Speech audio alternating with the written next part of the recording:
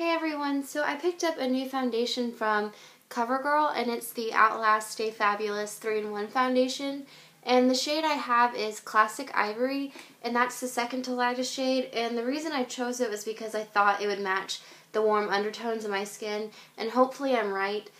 It's supposed to be a primer, concealer, and blendable foundation in one, so we're going to test that out. It cost me around $13 from my local Walgreens, and they were having a buy one get one half off sale.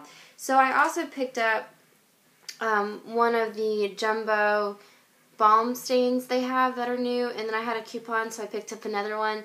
And this is in Mauve Twist, and this is in Blush Twist.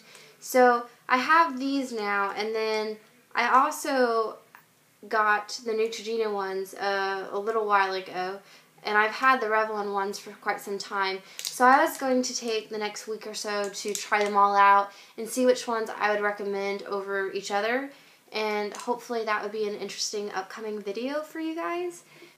So before I even swatch this to see if it's the right shade, which I really hope it is, but before I do that, I just want to let you know that I haven't used a primer, just a teeny bit of moisturizer for my dry skin.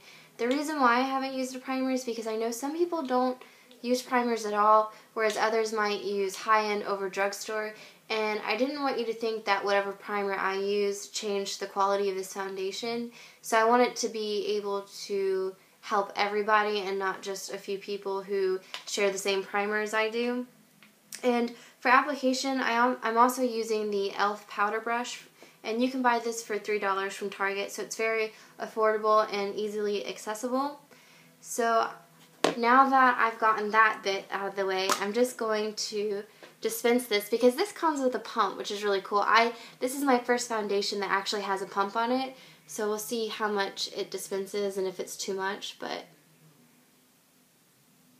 it's stuck. Okay, wait 1 second. Oh, that's cool. It also, you can twist it so you can open it and close it, and that way you don't have to worry about it spilling in your bag or on your makeup table or anything like that. So probably just get some air out. There we go. So one little pump. There we go. One little pump gives you that bit, and I'm just going to take a tiny amount and see. And once again, this is Classic Ivory. So that kind of seems to blend in with my skin tone pretty well. Alright. So to start this first impression, I'm going to apply it to this side of my face, and that's just going to see how well it covers my blemishes, because I do kind of have a breakout down here, a bit of redness underneath my nose, and then a few spots going across my cheek. So I'm just going to take a few of these and kind of dab them.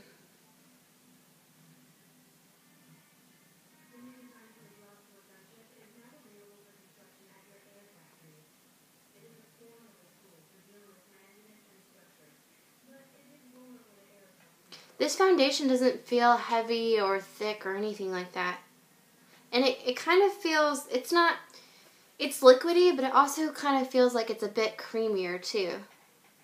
So I'm just going to tap this in a teeny bit and then blend.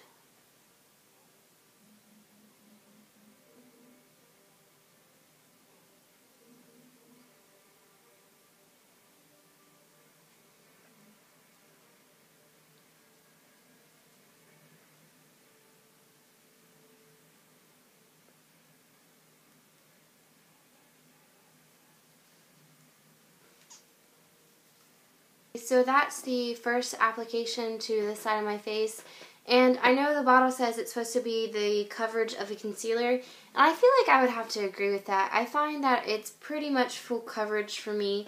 The camera washes me out just a teeny bit, but when I look in my mirror, it has covered up all the redness on my face, and whereas I might put a concealer over it, I don't feel like I'd have to in order to go out in public. I feel like this is fine for me. I also noticed that it's a very natural finish, and I know that when I reviewed the Revlon Nearly Naked foundation, I thought that was very natural, but this is much better than that. I'm really impressed. I feel like sometimes when I apply makeup, even if I'm very careful and I apply a thin layer, it still sometimes can look like you're wearing makeup. So I applied a good bit of this, and I don't think that, you know, if you're standing this far away from me, you would be able to tell that I was wearing foundation. And I feel like this is the first foundation that I've honestly been really impressed with in that aspect. The other ones I've had, they had a natural finish and it wasn't very obvious. But this, I mean, I really don't think you could tell. Honestly, I really don't think you'd have any idea. It looks amazing. I'm super impressed. So I'm going to go ahead and apply it to the other side of my face. And then I'm also going to apply it once again to this side just to see how buildable it is, if it's going to look cakey or start becoming patchy. It's already set. It didn't take but a minute in order to do that, which is also really impressive, especially when you compare it to the Revlon Nearly Naked foundation that everyone's been crazy about. And I feel like so far this has impressed me way more. And looking at the package, I noticed that I completely forgot that this is supposed to be a primer anyways, so there's no need to worry about whether or not I applied a primer to begin with. So I don't know how to test whether or not this is a good primer. I suppose I'm not good with that kind of stuff. I honestly, don't trust me in that aspect. I can't tell you what a good primer is. I look up on Paula's Choice and have her tell me what I should buy in that department because it's really hard for me to test that. I don't really have to worry about how long my foundation lasts usually just because I have dry skin and I don't have to worry about it like sliding off my face during the day unless it's a really bad foundation, but typically I haven't had that problem. So I'm just going to go ahead and test it on this side of the face and see how blendable it is, which I think I'll still be impressed with, but just in case, we'll see. So I'm going to go ahead and dispense my next little bit here, and I noticed that I put a little bit too much. I think this has got pretty good control because I pushed down a bit harder and a lot more came out versus the first time I pumped this or dispensed it or whatever we're calling it. So I'm just going to do the same thing and do the little dot system on my face here.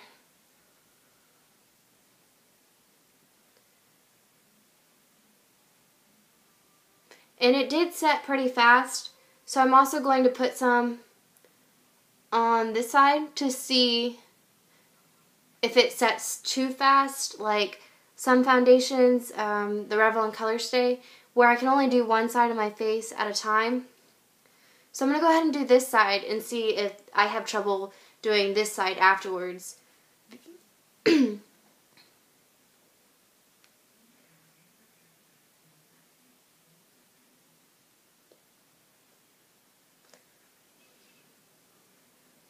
And there's no weird smell or noticeable smell to this foundation. I honestly don't notice anything at all.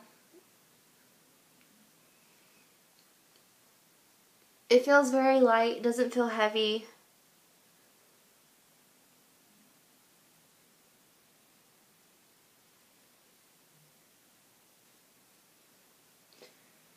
I'm gonna buff that in just a bit to see.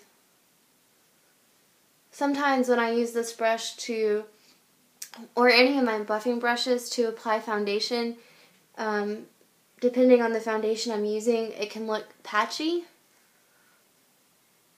And I don't think this foundation is having that problem. So now I'm going to see how well I can blend out this side. And I'm just going to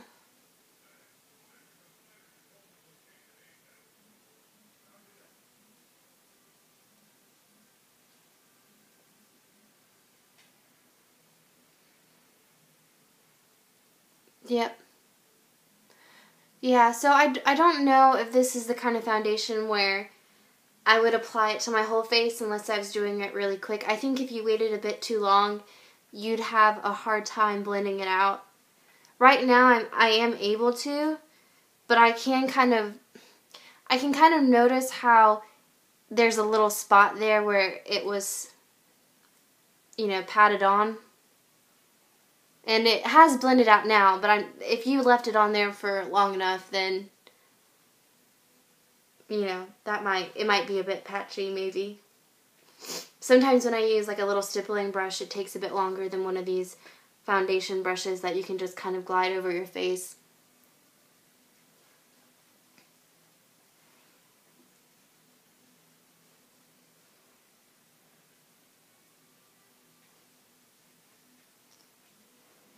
So this is the whole application. This has 2 layers and this just has 1. And I think if I get close up, you can see that they're very similar. Even when I put on 2 applications on this side, it still doesn't look like I'm wearing makeup. Okay, so just to summarize my thoughts on this product, I am really impressed with it. I think it might be one of my new favorite foundations. I do like it over the Revlon Nearly Naked foundation for sure. And like I said, I can't tell you how well of a primer it is just because I don't trust myself in that aspect. But I find that it's a pretty good concealer. If you have a really stubborn blemish, you might need to apply concealer, or you might need to apply it later on throughout the day. However, if you just have a few red areas or even small little blemishes, this will cover it up just fine.